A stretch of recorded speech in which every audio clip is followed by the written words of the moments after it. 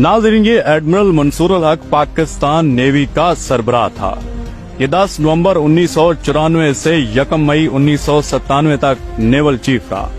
मंसूर अल हक पर एक मोहतात अंदाजे के मुताबिक तकरीबन 300 अरब रुपए की करप्शन का इल्जाम नेवी के लिए खरीदे गए बहरी जहाज, हथियार, अगस्टा अबदोजें, नेवी और नेशनल शिपिंग कॉरपोरेशन के स्क्रैप बहरी जहाज बेचने के दौरान कमीशन और किकबैक्स लेने पर लगा।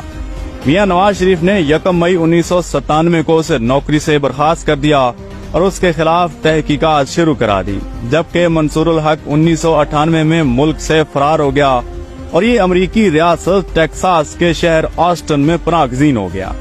मुल्क में इसके खिलाफ मुकदमात चलते रहे। जनरल परवेज मुशर्रफ ने जब नैब बनाई तो ये मुकदमात नैब में मुंतकिल हो गए और इत्तेफाक से इसी दौरान अमेरिका में एंटी करप्शन कानून पास हो गए।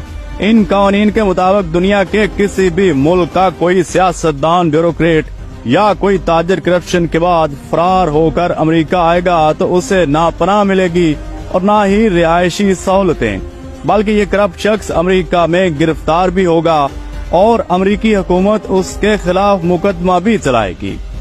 नैब ने इस कानून की रोशनी में अमेरिकी हुकूमत को खत लिखा और अमेरिका ने 17 अप्रैल 2001 को मंसूर अल हक को ऑस्टिन से गिरफ्तार करके उसे जेल में बंद किया और उसके खिलाफ मुकदमा शुरू कर दिया।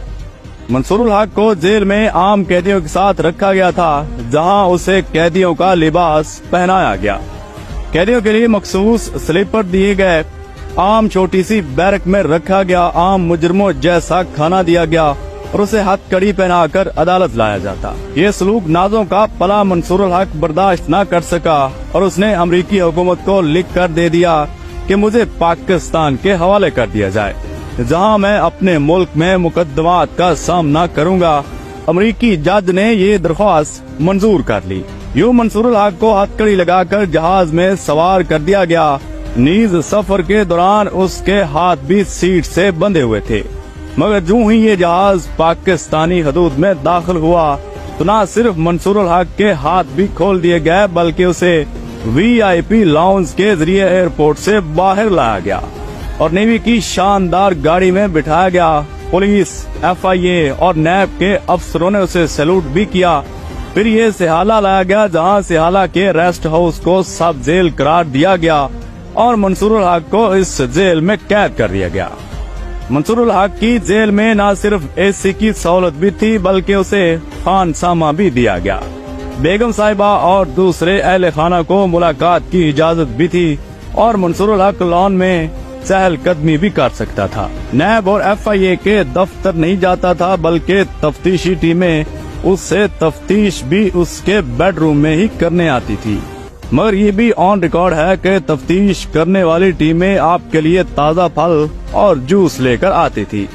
मजीद सितम ज़रीफ़ी देखिए कि 300 अरब रुपए की करप्शन का मुल्ज़म सिर्फ 45 करोड़ 75 लाख वापस लेकर पुली बार्गिन के नाम पर रिहा कर दिया गया।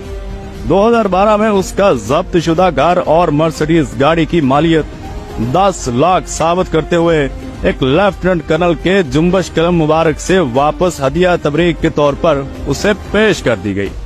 कहानी यहीं खत्म नहीं हो जाती। 2013 में मौसूफ ने सिंध हाई कोर्ट में अपील की कि मुझे मेरा मिलिट्री रैंक, बीमा, पेंशन और देगर मुराद वापस किया जाए, जिस पर मुअज़्ज़ज़ अदालत ने कमाल इंसाफ पसंदी का मुजाहरा करते हुए उसको 4 स्टार रैंक, बीमा, पेंशन और देगर मुराद वापस कर दी।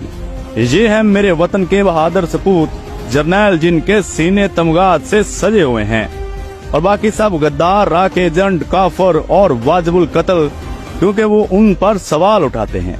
वीडियो अगर अच्छी लगी हो तो इस वीडियो को लाइक और शेयर करें। अगर हमारे इस फेसबुक पेज सोशल टीवी पर आए हैं तो इसे फॉलो कर लें ताकि मजीद वीडियोस आपको मिलती रहें।